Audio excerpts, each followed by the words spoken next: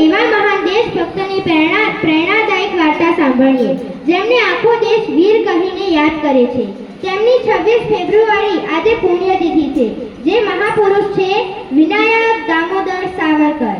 બાળપણથી જ વીરતા. વીર સાવરકરનો જન્મ 28 મે 1883 ના રોજ મહારાષ્ટ્રના ભગુર ગામમાં થયો હતો. તેમનું બાળપણ સામાન્ય હતું, પરંતુ વિચારો અસામાન્ય હતા. નાની ઉંમરે તેમણે પોતાના માતા પિતાને ગુમાવ્યા, છતાં તેઓ હિંમત હાર્યા નહોતા.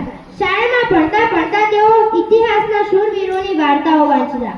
ખાસ કરીને છત્રપતિ શિવાજી મહારાજની શૌર્ય ગાથા તેમને ખૂબ પ્રેરણા આપતી. તેમણે પોતાના મિત્રો સાથે મિત્ર મંડળ બનાવી અને પ્રતિજ્ઞા લીધી, અમે દેશને આઝાદ કરાવીને જ શ્વાસ લઈશું. જ્ઞાન સાથે જાગૃતિ.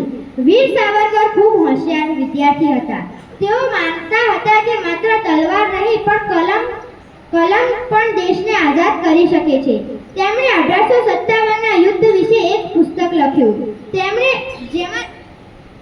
જેમાં તેમણે સાબિત કર્યું કે તે ફક્ત બળવો નહોતો, પરંતુ ભારતનું પ્રથમ સ્વાતંત્ર્ય યુદ્ધ હતું.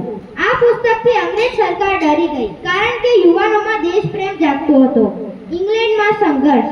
વધુ અભ્યાસ માટે તેઓ ઇંગ્લેન્ડ ગયા. ત્યાં રહીને પણ તેમણે ભારતની આઝાદી માટે ગુપ્ત રીતે કાર્ય ચાલુ રાખ્યું. એક વખત તેમને પકડીને જહાજ દ્વારા ભારતમાં લાવવામાં આવ્યા હતા. તે સમયે તેમણે અદ્ભુત હિંમત બતાવી. તેમણે દરિયામાં કૂદીને ભાગવાનો પ્રયાસ કર્યો. આ ઘટનાએ દુનિયાને બતાવી દીધું કે તેઓ સાચા અર્થમાં વીર હતા. કાળા પાણીની ભયાનક જેલ. અંગ્રેજ સરકારે તેમને આજીવન કેદની સજા આપી અને અંડમાનની ભયાનક જેલમાં મોકલી દીધા. આ જેલને કાળા પાણી તરીકે ઓળખવામાં આવતી. અહીં કેદીઓને ખૂબ કઠોર સજા મળતી. ભારે તેલ ઘાણી ફેરવાતી. ઓછું ખાવા મળતું. એકલ કોઠડીમાં રાખતા. કોઈ સાથે વાત કરવાની મંજૂરી નહોતી.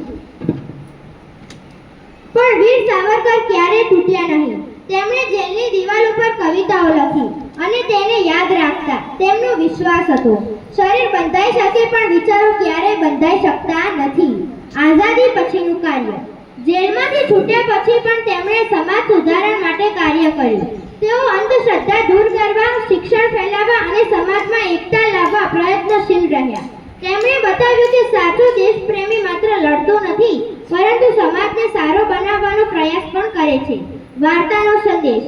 બાળમિત્રો, વીર સાવરકરની જીવનકથા આપણને શીખવે છે કે મુશ્કેલીમાં પણ હિંમત ન હારવી, શિક્ષણને મહત્વ આપવું, દેશપ્રેમ અને સત્યનો માર્ગ અપનાવવો, લીડર બનીને સારા કાર્ય કરવું. જો નાનકડા ભગુર ગામનો એક બાળક આખા દેશ માટે પ્રેરણા બની શકે, તો તમે પણ મહેનત અને સચ્ચાઈથી જીવનમાં મોટું કાર્ય કરી શકો છો.